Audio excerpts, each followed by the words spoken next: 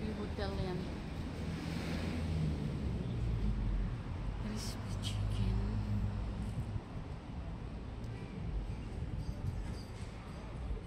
Ang ganda ng bulaklak, oh. Mix. Parang hindi naman nagre-record. Aman. Madilim na. Madilim na, guys. Di ba kami umuwi?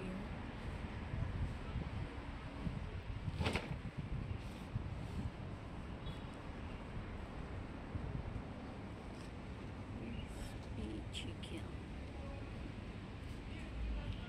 Matagal na rin tong hotel na to.